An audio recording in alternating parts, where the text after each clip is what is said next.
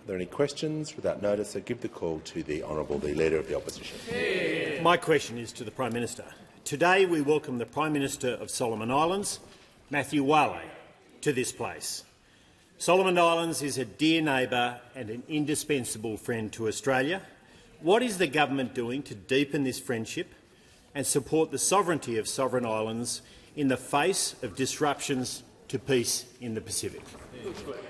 The call to the Honourable the Prime Minister. I thank the Leader of the Opposition, and indeed was an absolute pleasure to welcome the Prime Minister of the Solomon Islands, Matthew Whale, and his ministers to our nation's capital. I ask everyone to give them a welcome.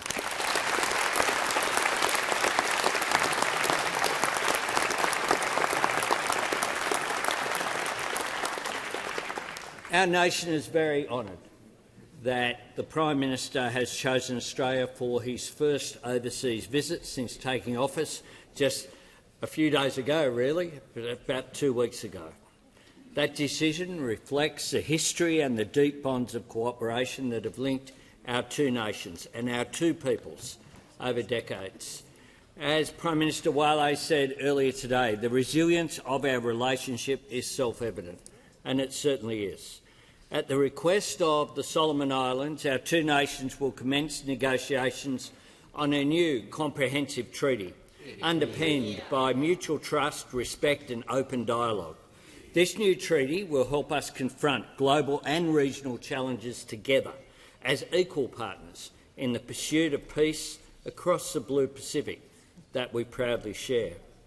Australia warmly welcomes the Solomon Islands signature to the Pacific Policing Initiative, and the Prime Minister will visit the Pinkenba facility tomorrow and just see the work that the Australian Federal Police are doing, along with their police counterparts throughout the Pacific, on getting that common culture in policing throughout the Pacific, making the security of all of our nations in the Pacific family that much stronger.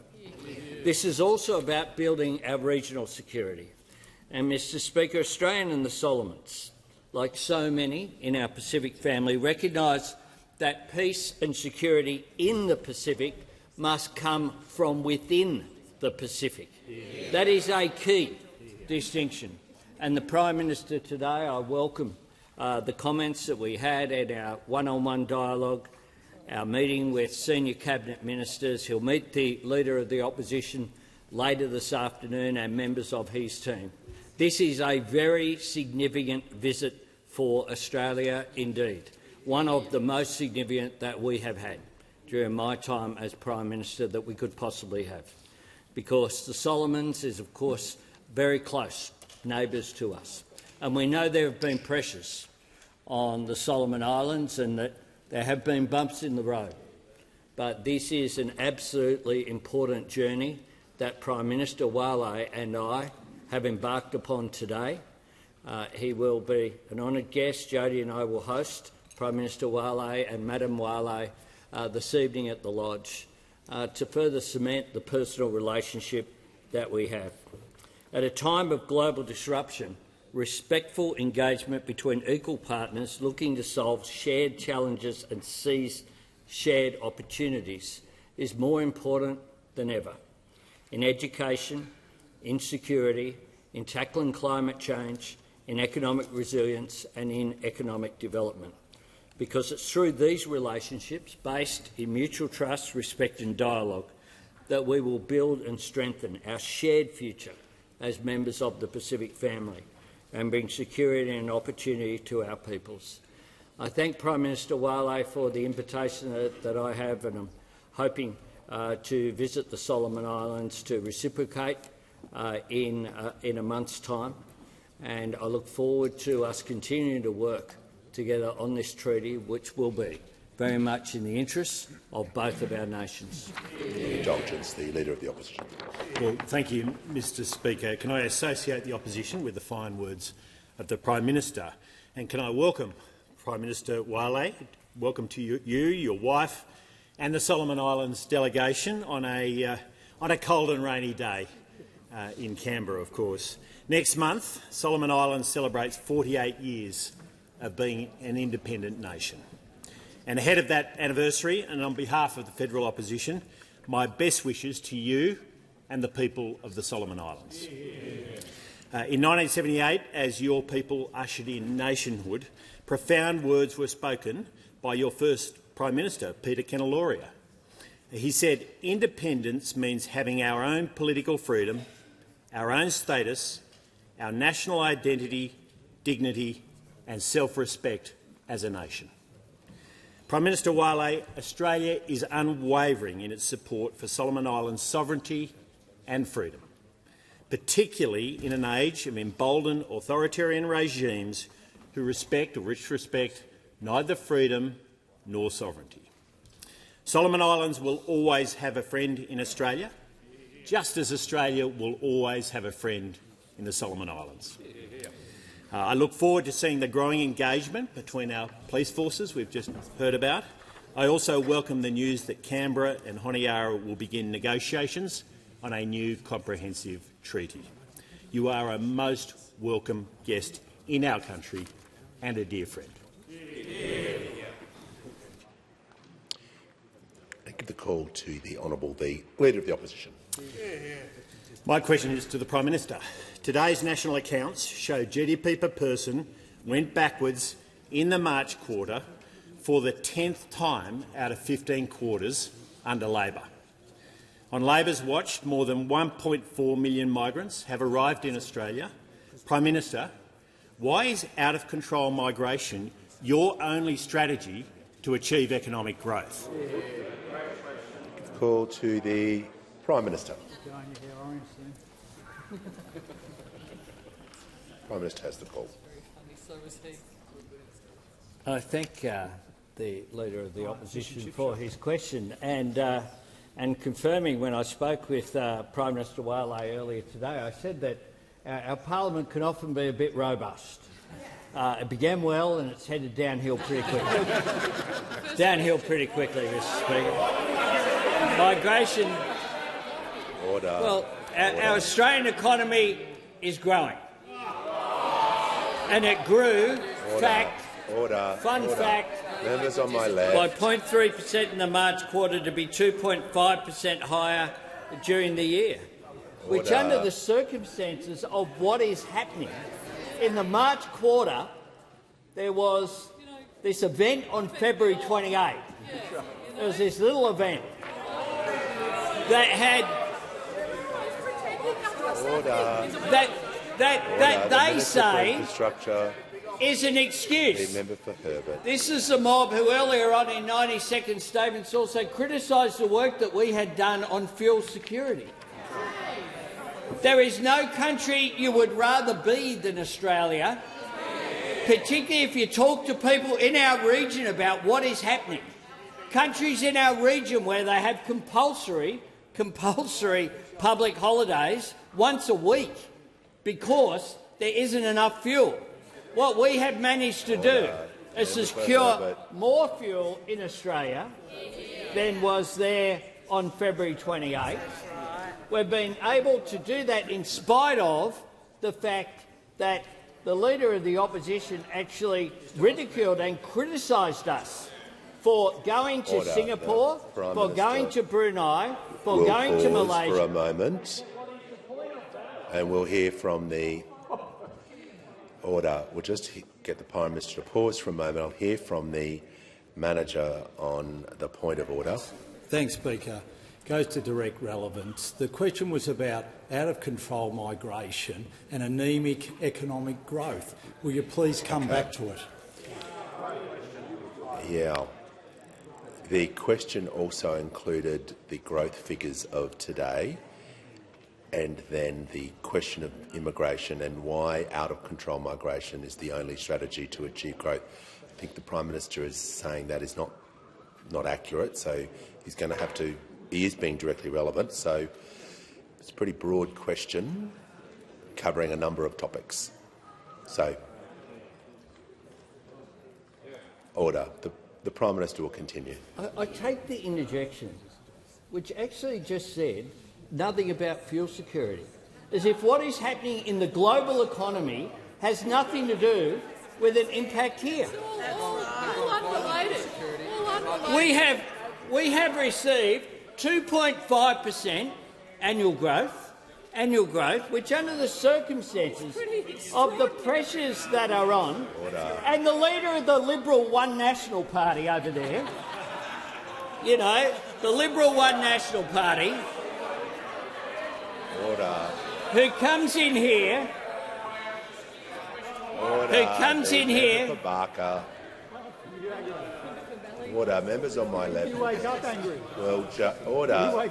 in spite of the fact that they know that the migration rate has fallen by 45%.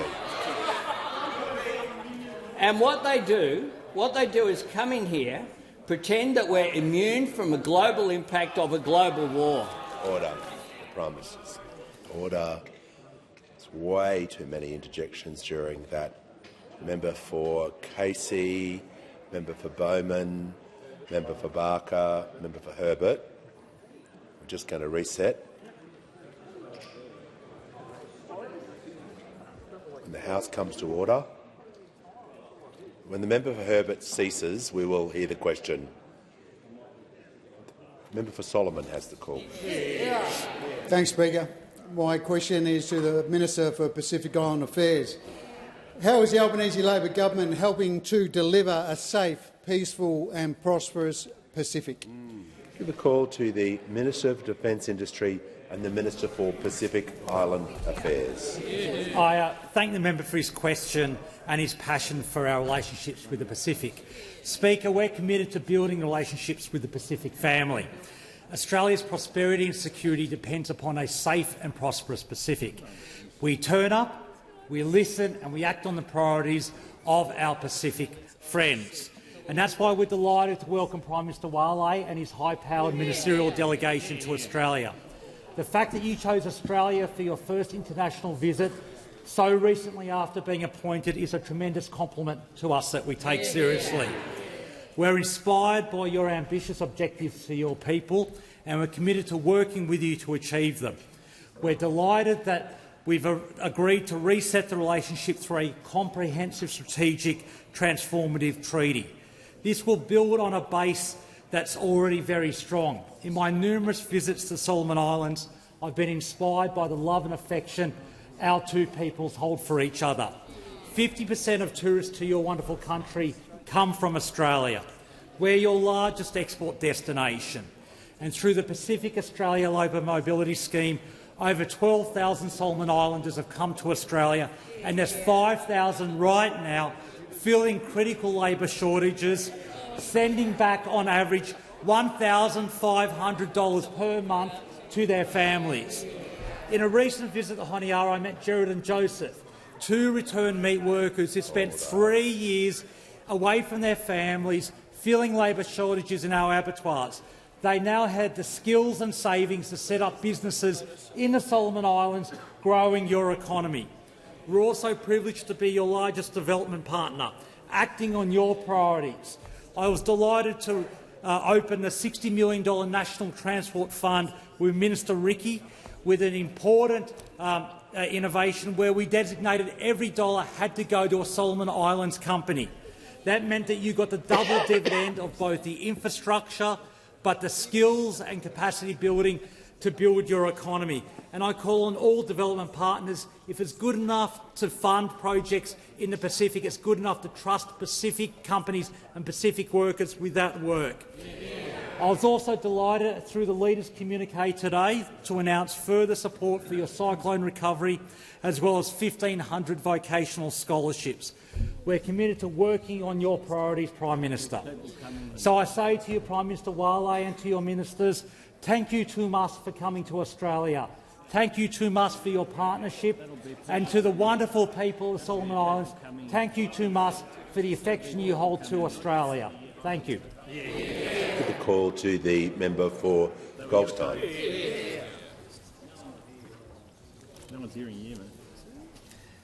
My question is to the Treasurer. This week, economist Richard Holden described Labor's CGT changes as, quote, a productivity-seeking missile that identifies the most dynamic, highest growth, job-creating businesses and taxes them at huge rates. Today's national accounts show the sharpest fall in productivity in almost 2 years, with productivity down more than 5% on Labor's watch. Treasurer, why is Labor introducing a productivity tax during a productivity crisis? Call to the Treasurer. I just said to the Deputy Prime Minister, Mr Speaker, I hope the Shadow Treasurer asks me about productivity, and he has. There's three reasons I'm pleased. There's three reasons I'm pleased he's asking me about productivity, Mr Speaker. The first reason is because the budget that we handed down from this dispatch box a few weeks ago was more focused on the productivity challenge than any of the budgets handed down by those opposite in the wasted decade of missed opportunities which preceded us. That's the first point. The second point, Mr Speaker, is I'm told that the Shadow Treasurer put out a press release today talking about productivity, and this is what he said about productivity. He said that productivity is down 5% since this government took office. And so I checked out that number, Mr Speaker, and I'm pleased that I did. I want to tell the House why I'm pleased that I checked out that number. It turns out that the 5% number that the Shadow Treasurer is using includes the March quarter of 2022. Now, Mr Speaker, we were elected in May of 2022 the first time, and so in March quarter of 2022, and so I thought to myself, I wonder why he's including the March quarter of 2022 and pretending Labor was in office when the coalition was in office. And let me tell you why he's doing that, Mr Speaker. It's because productivity in the March quarter of 2022 fell by 2.3%. And that was the biggest fall in productivity in more than 40 years, Mr Speaker. So it always pays to check the numbers. It always pays to check the numbers. The Shadow Treasurer, he got the fuel excise wrong. He got his fuel security policy wrong. He got the amount of shareholders amongst young people wrong. He got the dual mandate wrong for the Reserve Bank, Mr Speaker. Again and again and again, Mr Speaker. Order. Members on my right. The member for McNamara. Order. The manager is entitled to raise his point of order, and he shall do so now in silence. Just on relevance, Speaker, the question was about why are you putting in place a productivity tax during a productivity crisis? Yep. Yes, that was the question, but the other issues I think the Treasurers are addressing are regarding the capital gain taxes changes. They're just the way they were described as a missile that identifies most dynamic, highest growth, job creating and a whole lot of other things. So the Prime Minister wasn't asked about the opposition, so I think he's... Order. Don't question me, member for Herbert, when I am dealing with the manager's point of order.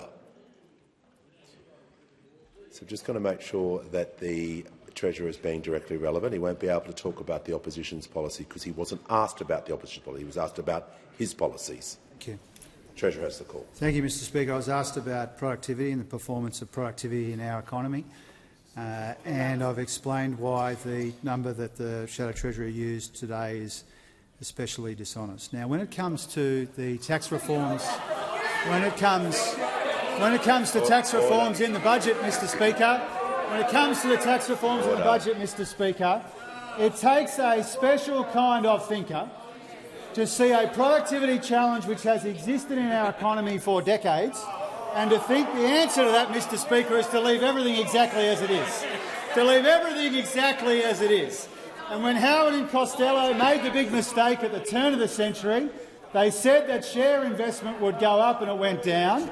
It turbocharged the challenges we have in our housing market. It locked generation after generation of young people out of housing. We're taking the difficult decisions to change that, and we've got a budget which is very focused on productivity as well.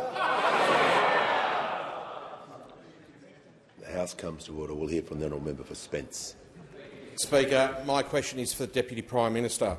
Since coming to office, what progress has been made by the Albanese government to deliver Australia's future AUKUS submarines? Give a call to...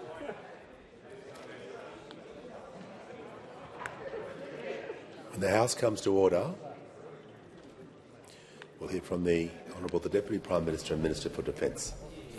Well, can I thank the member for his question, acknowledge his service, but also the contribution that his state is making to this great national endeavour. Mr Speaker, AUKUS is happening. From 2021, when AUKUS was first announced by the Morrison government, and I acknowledge the contribution of that government to bringing these three countries together, what was then an idea and a concept, today is a great national project in full flight. On this day, there are 220 submariners working on Virginia-class submarines serving in the US Navy. There's another 220 ASC workers at Pearl Harbor gaining invaluable experience getting those same submarines out to sea. There are 100 workers building the Skills and Training Academy at the Osborne Naval Shipyard in Adelaide, another 900 working on the submarine construction yard at Osborne, 250 building facilities at the HMAS Stirling in preparation for the Submarine Rotation Force West, which begins next year. In total, this is more than 1,000 high-skilled, high-paid jobs right now, union jobs, providing income, livelihoods, supporting families, and we are not about to do anything which disrupts that. And in just a few years, we will see 10,000 workers at Osborne, thousands more at Henderson, and these will be the largest, the highest-tech industrial facilities in our country. Now, through AUKUS, the Royal Navy will operate 8 nuclear-powered submarines. But one of those, just one, is shifting from being a new Virginia to an in-service Virginia is a good deal. It provides consistency. Against a backdrop of complexity, this makes it just a little easier and is a good financial deal. And to be frank, this is what we wanted from the start, and that this is now what is going to happen is a great outcome for Australia. Now, Mr Speaker, we are a three-ocean nation, and so building our submarine capability fundamentally builds our national sovereignty.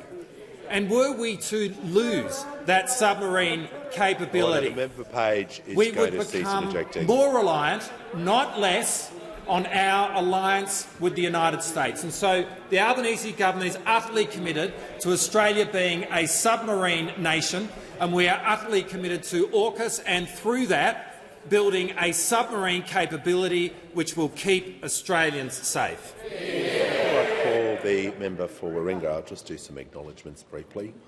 I'm pleased to welcome in the Distinguished Visitors Gallery today Her Excellency Mrs Sarojini Srinivasan, the High Commissioner of Mauritius to Australia, and Her Excellency Ms Doris Arjon Deo Bracey, the High Commissioner of the Republic of Ghana to Australia. And I'm also pleased to acknowledge representatives of the local government of New South Wales, including President Councillor Darcy Byrne, the Mayor of Inner West Council and the CEO, David Reynolds. Welcome to Question Time. Give the call to the honourable member for Warringah. To the Prime Minister. In the 1980s, your Labor mentor Tom Uren fought to stop Commonwealth from selling off HMAS Penguin at Balmoral. In 2021, you invoked Uren in Parliament, saying Sydney Harbour belongs to the nation and should stay in public hands. So why is your government now planning to sell off parts of Penguin at Middlehead against community wishes? And will you commit to setting aside Angorphora remnant bushland for conservation and keeping historic buildings in public hands? Call to the Prime Minister, or the Deputy Prime Minister and Minister for Defence. Well, I thank the member for her question. Order. The member for Mitchell. For too long, the question of Defence's estate has been ignored. It was certainly ignored by those opposite when they were in government. And so, as a result, when we look through the Defence Strategic Review about the bases that we need, the focus is on creating much more capable northern bases which can project our Air Force further. But in the same breath, it highlights the fact that as the largest landowner in the country, Defence today is operating many properties which are costing it not hundreds of thousands but hundreds of millions of dollars to maintain, and yet those properties do nothing in terms of Australia's capability. Now, we hear guffawing from those opposite, and we hear it because in their 9 years in government, they rotated defence ministers through the portfolio so quickly that they could never get around to the business of actually managing defence, and they left this as an untouched area. Order. The Minister for Pacific Island Affairs will cease ejecting. I want to hear from the manager. I'm not. It's just, goes to relevant, Speaker. There was nothing about the opposition in this question. It was about remnant vegetation and your fire sale Resume your seat. Thank you. Thank you. The Deputy Prime Minister won't be able to talk about opposition policies or any previous opposition because he was asked about the government's plans that they are undertaking, which you're responsible for. So do not stray into those territories anymore. The manager is correct. Order. The member for Canning will leave the chamber under 94A. Well, I didn't hear what he said, but it's interrupting when I'm dealing with the manager, with your manager of opposition business, ruling in his favour that he wants to then heckle him. So I don't know why that's happening. But anyway, order. So if everyone can just show a bit of respect and courtesy each other, we'll deal with one thing at a time, instead of this constant bickering and yelling over each other. It's unbecoming, and I won't have it in the House. Deputy Prime Minister, return to the question. Well, thank you, Mr Speaker. And look, I can understand the opposition's sensitivity because for 9 long years they squibbed the issue, and they're squibbing it now. HMAS Penguin. No, you don't need to resume your seat. I know what you're going to say. Deputy Prime Minister, I just told you not to do that, and I told you not to mention the opposition. You're defying me. If you do it again, I will sit you down. So return to the question or resume your seat. The Deputy Prime Minister has the call. Thank you, Mr Speaker. Dealing with the estate is business which is long overdue in terms of managing defence policy. And so, as a government, we actually are tackling difficult issues. Now, we are working with communities around Australia who are proximate to each of these estates, each of these defence properties, each of these bases, including HMAS Penguin. And we are absolutely committed to working through with the community what is the future use in respect of HMAS Penguin. And we have been doing that from the moment that we did the Defence Estate audit and had an examination as to whether each of these properties had a role to play in our Defence Force, and if not, what role they could otherwise play. Now, as the member, I assume, may know, the process that we have announced is that these properties will be transferred from the Department of Defence to the Department of Finance relatively quickly over a period of the next couple of years. But from there, the process of disposing of the properties will take as long as it does, and that means that there will be adequate time in which to engage with communities to deal with questions such as the one that the honourable member has raised. And we certainly are very willing to work through with the honourable member those issues, along with the Assistant Minister for Defence, the member for Wills, who has carriage of this, to make sure that as we manage the future of HMAS Penguin, be it inside Defence or beyond, it is a future which has the best outcome for the community in your electorate. The call to the member for McEwen. Question is to the Treasurer. What does today's national accounts data tell us about the resilience of Australia's economy, and how does the government's economic agenda compare to other approaches? Call to the Treasurer. Thank the member for McEwen for his question, but also for being an absolute champion of the working people and his communities in and around Melbourne and the outer suburbs there, Mr Speaker. Today's national accounts, as the PM said, showed that the Australian economy grew 0.3% in the March quarter, 2.5% through the year. This is a very solid outcome in the circumstances, Mr Speaker. We have our fair share of challenges in our economy, but we've also got sturdy foundations as well. This is the equal fastest annual growth in almost 3 years, Mr Speaker. Warned, and And can I just interrupt the member for Page is just interjecting way too much. For the remainder of question time, I want you to assist the House, control yourself, not interject anymore. Treasurer will continue. Thank you. These national accounts show how resilient our economy is at a time of very substantial global economic volatility. But the biggest story from these national accounts was the contribution made by the private sector, and particularly business investment, Mr Speaker. Private sector investment in our economy is booming in these March national accounts. Economic growth was driven by strong growth in business investment, solid consumption and ongoing growth in dwelling investment as well, Mr Speaker. Now, those opposite haven't mentioned any of that because they're determined to talk the Australian economy down and the Australian people down. But these are the facts in today's national accounts, Mr Speaker.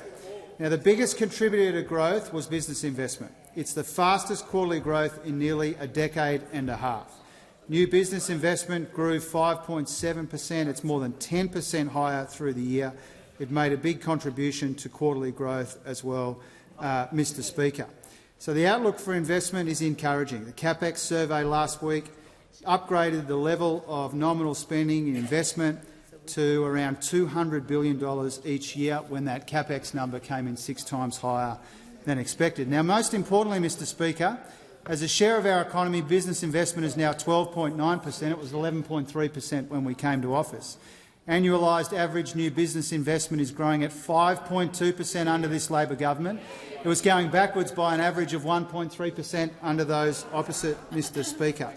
Now, when it comes to these numbers, the pickup in the private economy is the most important part of the story, and our budget, whether it's the productivity package, our focus on resilience and reform, is all about responding to these challenges but also making the most of our opportunities at a time of considerable uncertainty in the world.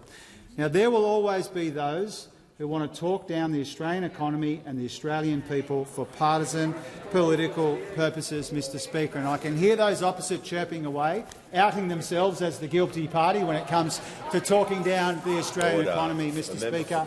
Their strategy is to talk down our economy, to talk up division in our society and to vote against tax cuts and a fair go for first home buyers. This side of the House is cutting taxes, boosting wages and making the housing market fairer for first home buyers. Treasurer's time has concluded. Give the call to the Honourable the Leader of the Opposition. My question is to the Prime Minister. The Prime Minister promised Australians they would be better off. Today's national accounts show living standards going backwards. Since Labor came to office, Australians have experienced the sharpest fall in living standards in the developed world. When will the Prime Minister admit his economic strategy has failed Australians? The call to the Prime Minister. Mr Speaker, we see a global crisis as an opportunity, to talk Australia up. They see it as an opportunity to talk Australia down.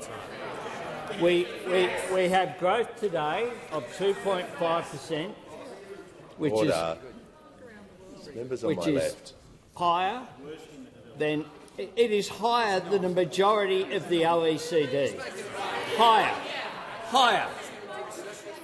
Order. And the leader of the Liberal One Nationals over there says it's the worst in the world. The OECD, mate. The OECD is the developed world. Order. Members on my left. That's what it stands for. The OECD. It's this little body based in Paris. Now, we are growing faster than most of the developed world. Order. The Leader of the Opposition is just going to cease interjection. We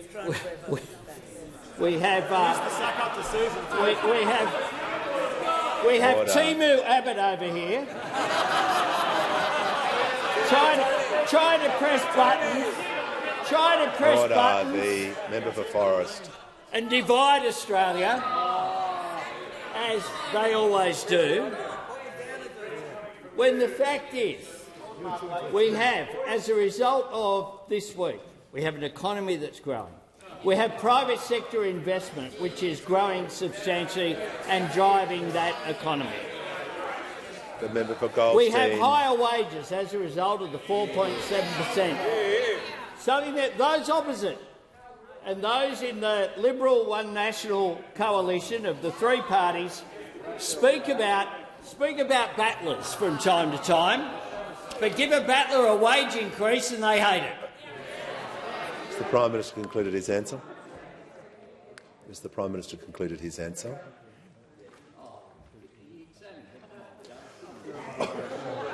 The manager on a point of order. Irrelevant, Speaker. This question didn't ask anything about the opposition. It was about falling living standards that are far. Yeah. And I think that's the bit the Prime Minister is disagreeing with in his answer regarding the question. So he's entitled to disagree with the question, all right, as every Prime Minister and Minister have done, certainly since I've been in the Parliament. So he's not breaking ground there. So let's just listen to the order. Let's listen to the Prime Minister, because the Leader of the Opposition was heard in silence. So I think it will be the best interest of the House if everyone just calms down and listens to the Prime Minister. When it comes to living standards, Mr Speaker, there are two issues we've seen this week. A 4.7% increase for those people on the minimum wage, taking it for the first time to above $1,000. They say, what's that got to do with living standards? Oh, exactly. People's wages. People earning more. Wages have got nothing to do with it. Wages have got nothing to do with it. Those opposite. Order. We know it's a long time since they saw a minimum wage. And tax cuts. And tax cuts, which they're going to vote against on Thursday. The member of Moncrieff. Wages have got nothing to do with living standards. All right. Now the House has come to order.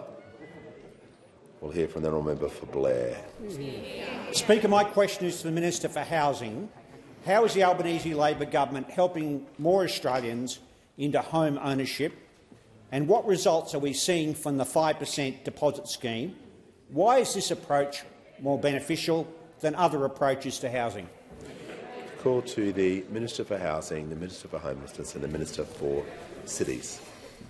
Thank you so much, Speaker, and I thank the member for Blair for his question. Not only is he a superb representative of his local community, Speaker, but in part because of his advocacy, we have now supported 5,000 of his constituents into home ownership through the for the 5% deposit program.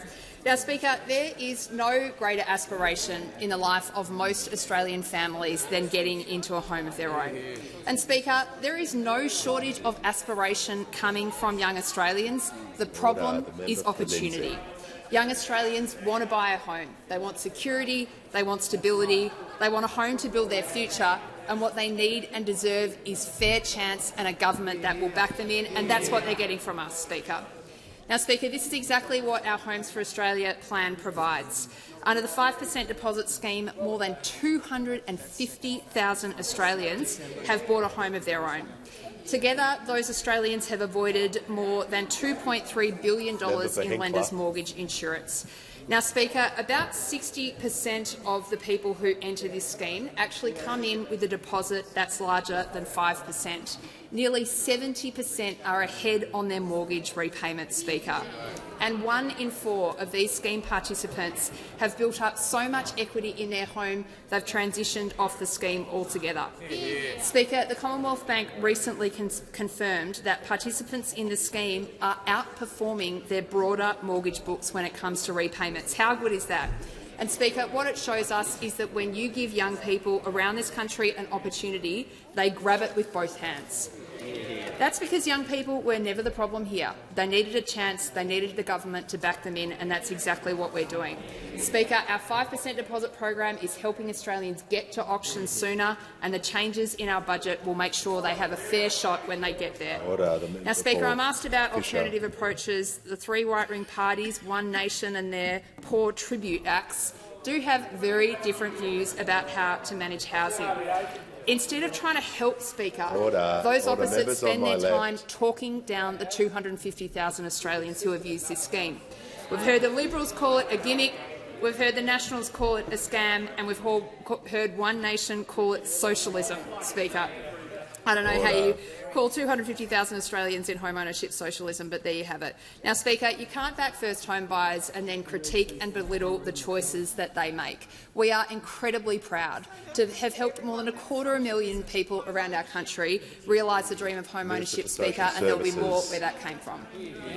For the call to the honourable member, the Minister for Social Services. Okay, Member for Lindsay, it's okay. I heard it. That's why I cautioned her. Okay. Now the member for Moncrieff I'd like to give the call to. Thank you very much, Mr Speaker, after that entrance. My question is to the Minister for Sport. There are over 70,000 community sporting clubs across Australia, many of which rely on donations from trusts. How many community sporting clubs will now feel the brunt of Labor's minimum 30% tax on trusts? Order. No, we're not having that sort of interjection. The member for McEwen will leave the chamber under 94A. We're not having that. I've made it crystal clear when people are asking questions that is not the time to interject. Trust me, if I can hear you from there, it's pretty loud. Okay? So out of respect for the member for Moncrieff, we're going to hear her question. We'll hear it in silence, and we'll show everyone the same level of respect. The member for Moncrieff has the call. My question is to the Minister for Sport. There are over 70,000 community sporting clubs across Australia, many of which rely on donations from trusts.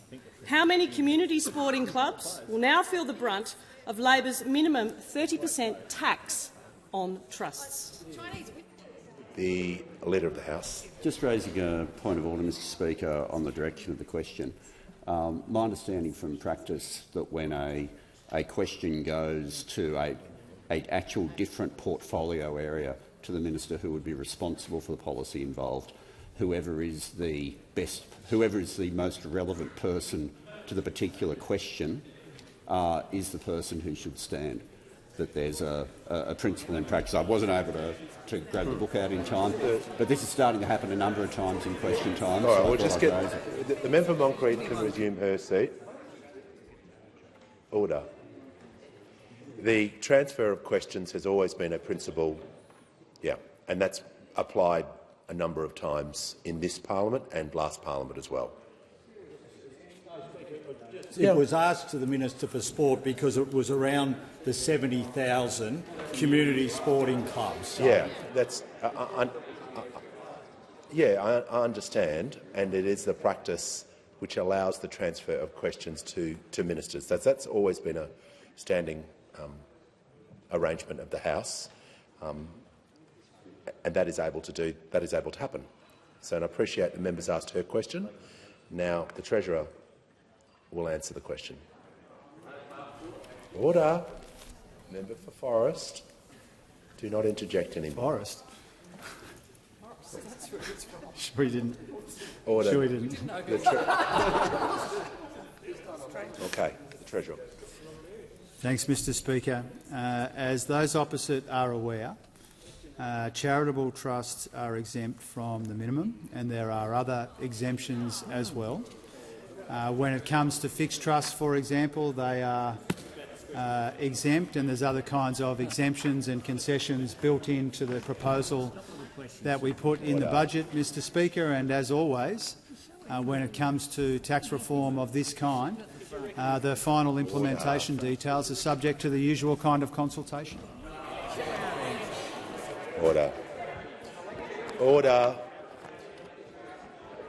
Order. Before I call the member for Canberra, we're just going to allow the House to order. Just for all members' benefit, just the way that question was handled was practice, page 549, about the transfer.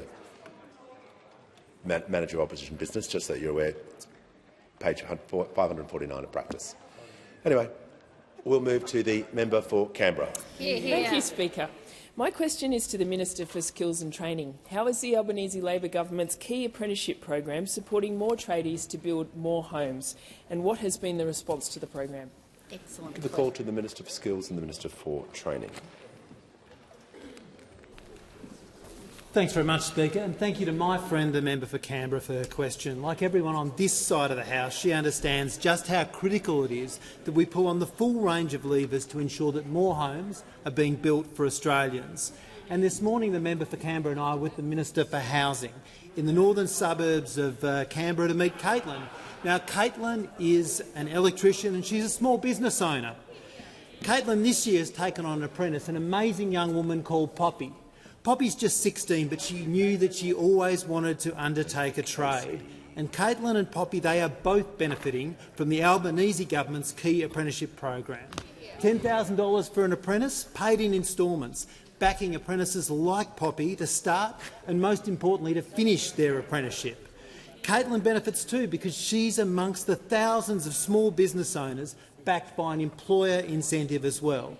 So, Speaker, we now have 25,000 new housing construction apprentices who've signed up to the Key Apprenticeship program in just the first 10 months. That's 25,000 Australian apprentices who we're backing to build more homes in every corner of this country. 9,300 more chippies, 5,300 more plumbers, 4,800 more sparkies like Poppy and the member for Moore as well. More signing up every week, Speaker, more signing up every week. We are providing targeted support through this program to businesses like Caitlin's to take on apprentices and to apprentices just like Poppy to become qualified tradies. On this side of the House, in the Albanese Labor government, we're helping Australians get trained to build more homes. Building homes, not hamburgers, as was the case under the former government's back and CAC schemes. Now, the Leader of the Opposition, he's got a lot to say when it comes to talking Australians down and seeking to divide. Order. The Minister will pause. The member for Riverina. For Canberra's question was admirably tight. He wasn't asked about opposition policies. Wasn't asked about the opposition. He was just asked about Labor's own policies. All right. I'll deal with this. Oh, yeah. The Minister was asked about what has been the response to the program. So I assume he's going to talk about what the opposition's response to the program was. So he is. Order. The Leader of the Opposition can please just assist the House and me at the moment while I deal with this matter. So the Minister was being relevant because he was asked about what's the response, and he's going to tell the House what the response was. So I was telling the House about Caitlin's response and Poppy's response and the response of 25,000 Australians. Your response, Leader of the Opposition, is always to talk Australians down and always to divide communities. You can't even say the word TAFE. You don't support free TAFE, which has seen 742,000 enrolments in just the 3 years. But tell us, Leader of the Opposition, do you support the Key Apprenticeship program and to support what it is delivering to Australian apprentices? Or do you agree with your Shadow Minister who said the program is wrong and throwing good money after bad money? Small businesses and Australians deserve to know. The Albanese government backs small businesses and we back apprentices like Poppy, whereas all of the right-wing parties over there are always talking Australians down while we're backing Australians to get a trade to build more homes for Australians. The call to the member for Lyne. Thank you, Mr Speaker. My question is to the Assistant Treasurer. Australia's not-for-profits include donors' trusts, including non-government schools and churches, will now be impacted by Labor's minimum 30% tax on trusts. How much do not-for-profits stand to lose from the effects of Labor's toxic taxes? Give the call to the Assistant Treasurer and Minister for Financial Services. Thank you, Speaker, and I thank the honourable member for the question. And can I reiterate the points that the Treasurer made, that there are a number of very clear exemptions when it comes to trusts from the policies that have been announced, charitable trusts and fixed trusts. Members on my left. And can I undertake that the policy that we are putting forward in this budget is to better align taxation arrangements for those who receive income from work, as opposed to those who receive income from capital and from trusts, and that is something which has been called for a long time. Resume your seat. The minister's concluded his answer. All right. Everyone in the House comes to order. The member for Mitchell, I can hear loud and clear. Give the call to the member for Werriwa. Thank you, Mr Speaker. My question is to the Minister for Employment and Workplace Relations.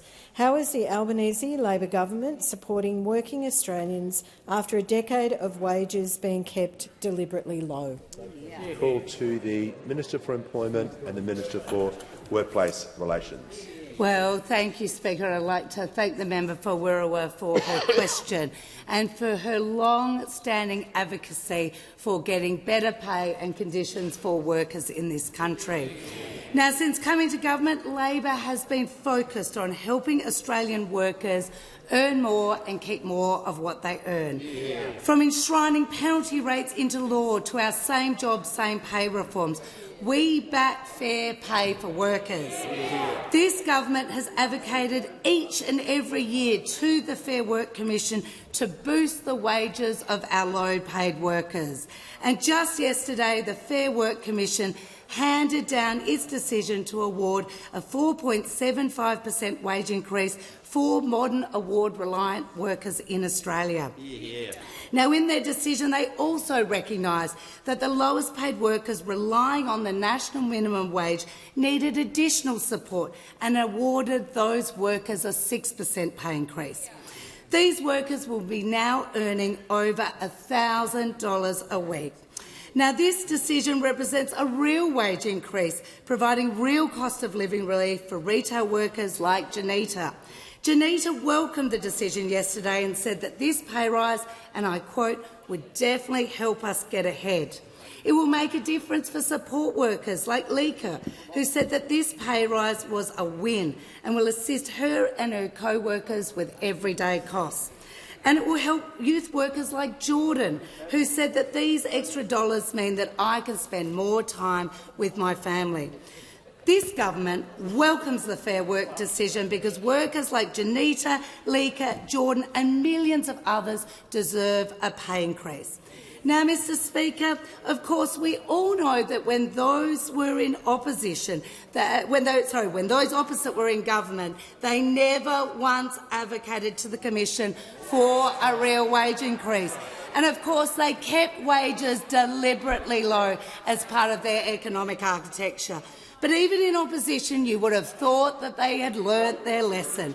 But they haven't changed their approach. Indeed, Senator Hume made the opposition's position very clear when she said that if the Fair Work decision comes down at a rate that's higher than inflation, that would be the worst thing for Australians.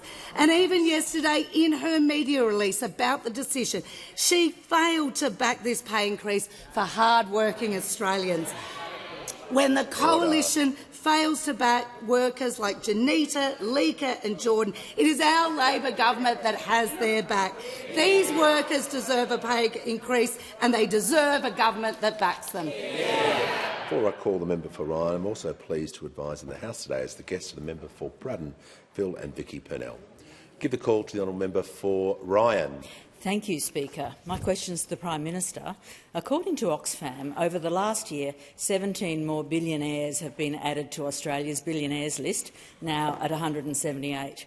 This time next year, do you think there should be fewer or more Australian billionaires? That question I've got some difficulties with because it's asking for an opinion.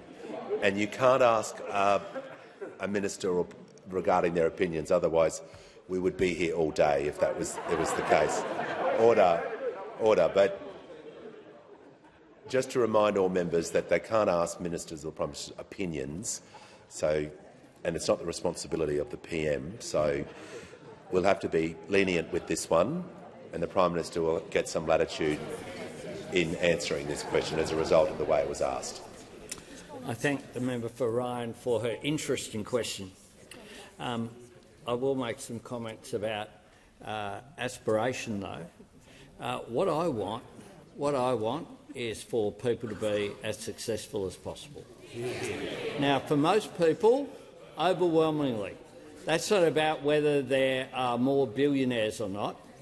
It's about whether they get a roof over their head that they own. Most Australians don't aspire to be billionaires. What they do aspire to, though, is to live a life of comfort, is to be able to retire with decent superannuation, which is why we're putting that in place. They aspire to, if they get sick or their kids get sick, to be able to get health care through Medicare.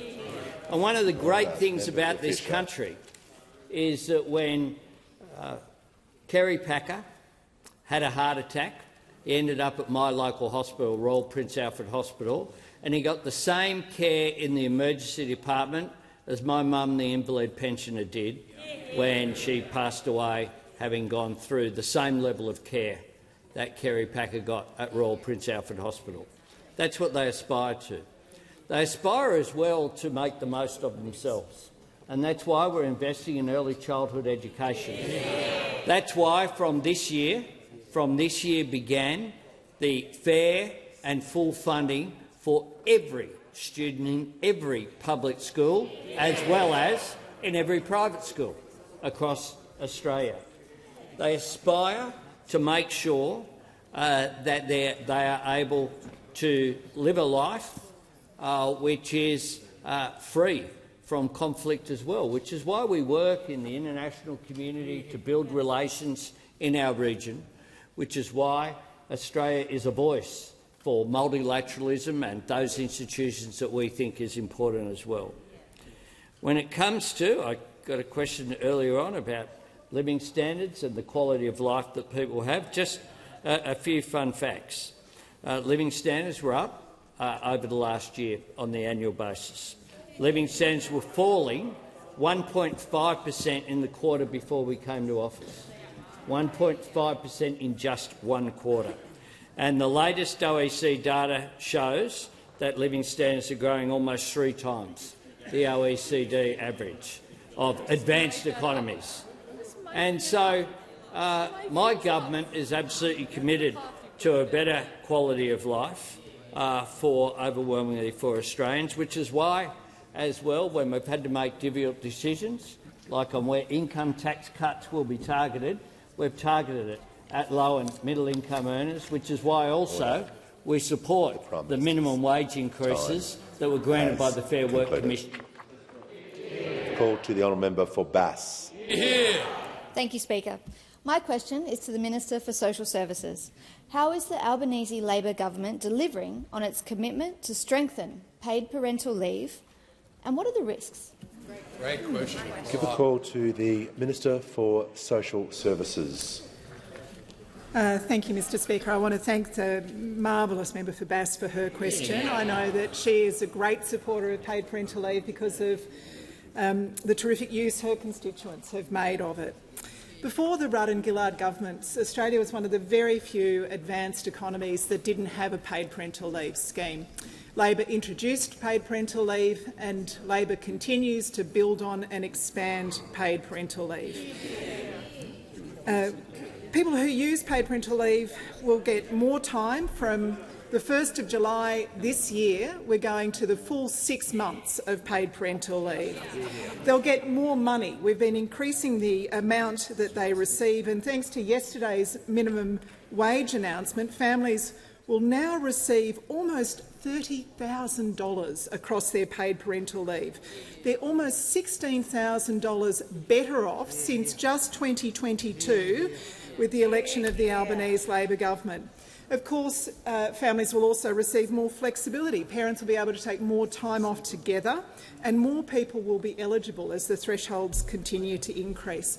Around 180,000 families every year benefiting, and when they get back to work, mums and dads will find cheaper childcare as well. Now, those opposite have always been deeply divided about supporting hard-working Australians. We had former Treasurer Joe Hockey saying that mums were double dippers. He said that on Mother's Day, you'll remember. former Prime Minister Scott Morrison calling them rorters, the member for Goldstein saying it's not my choice that women have children, it's genetic. And now the Leader of the Opposition wants to strip paid parental leave from hard-working Australian families who are permanent residents. Last election I met a lovely family in Parramatta. The mum was a junior doctor in a hospital.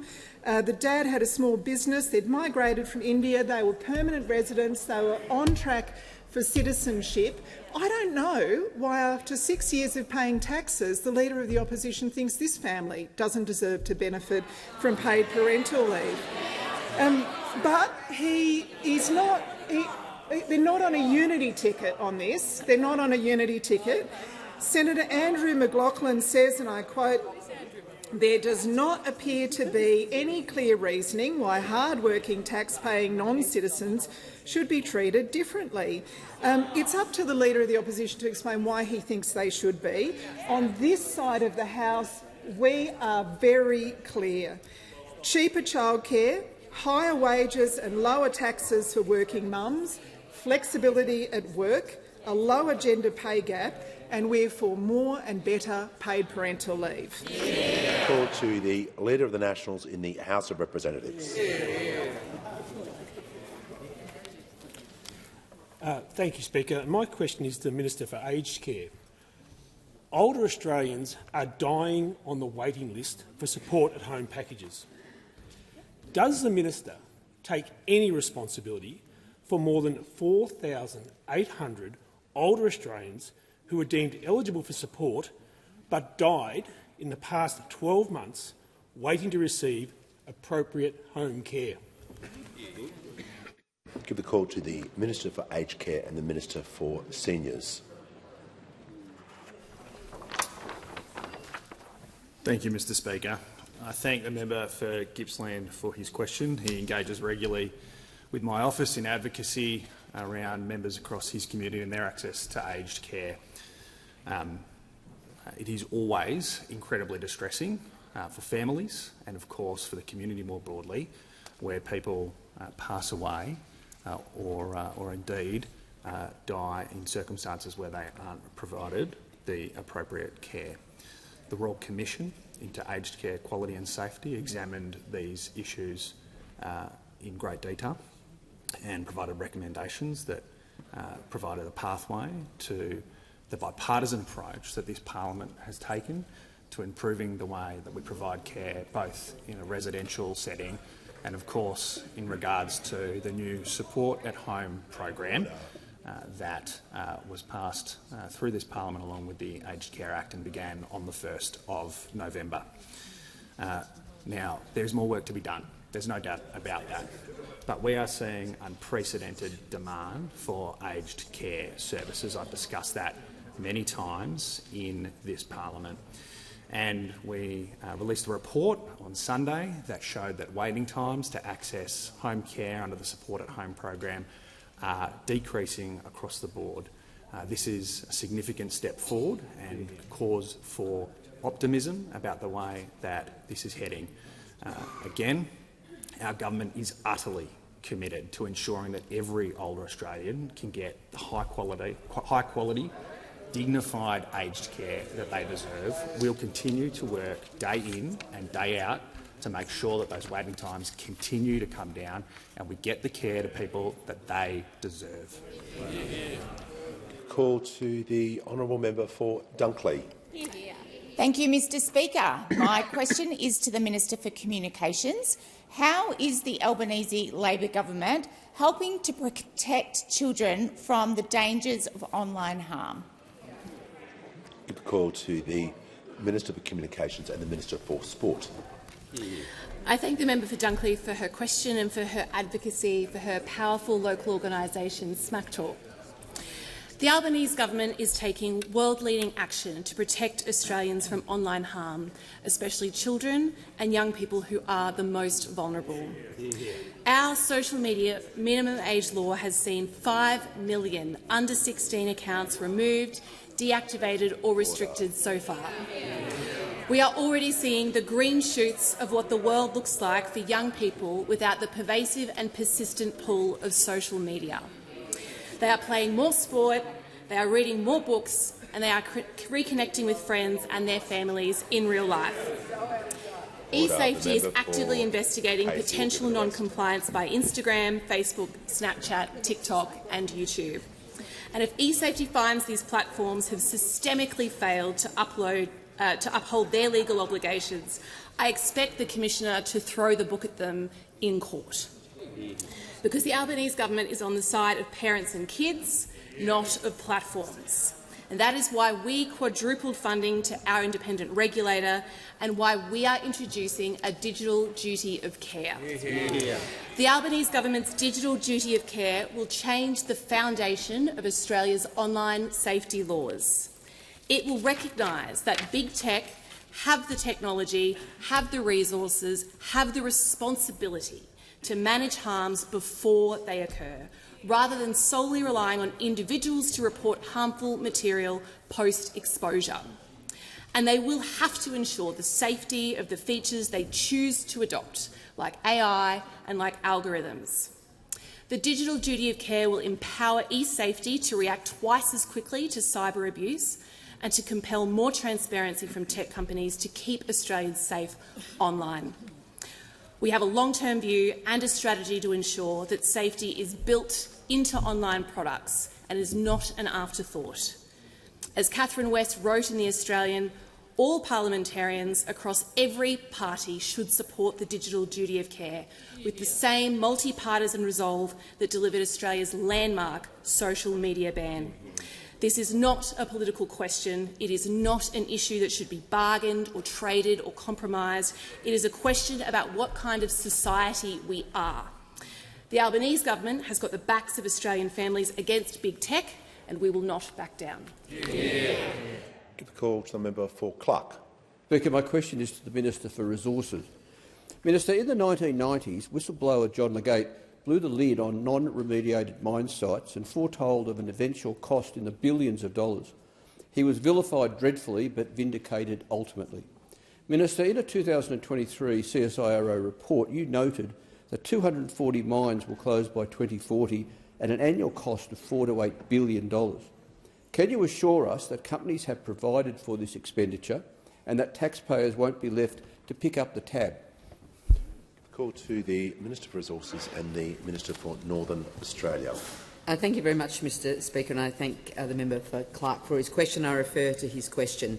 The state and territory governments regulate much of the mining rehabilitation around the country, and they are responsible for ensuring that regulatory requirements indeed exist, but also are met by mine owners. So governments in all of our states and in the Northern Territory require mining companies to plan for closure from the outset and to back those plans with financial assurances, including the payment of bonds and other similar schemes.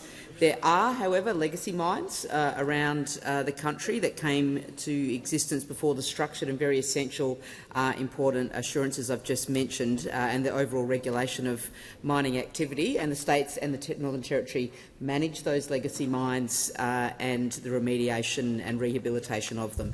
So while not footing the bill for Commonwealth taxpayers, the Commonwealth does support responsible mine rehabilitation in a number of ways, but very importantly through the ongoing funding for investment in the Cooperative Research Centre for Transformations in Mining Economy, CRC Time.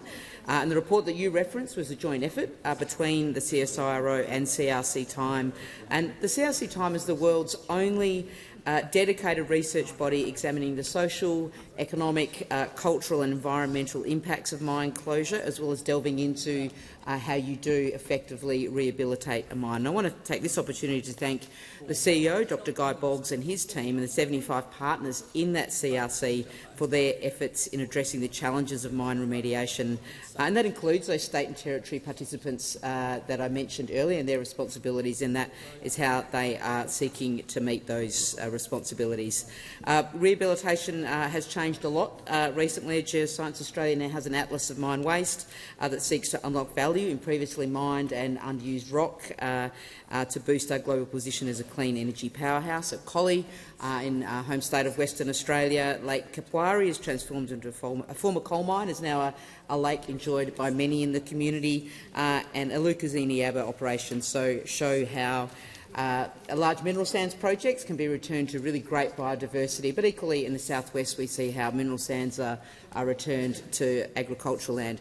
There are also new technologies, really importantly, that repurpose mine infrastructure. For example, proposals such as green gravity in the member for Cunningham's electorate that uses disused coal mine shafts to store and dispatch renewable gravitational energy. These are really important projects. There is a lot of work to do on rehabilitation.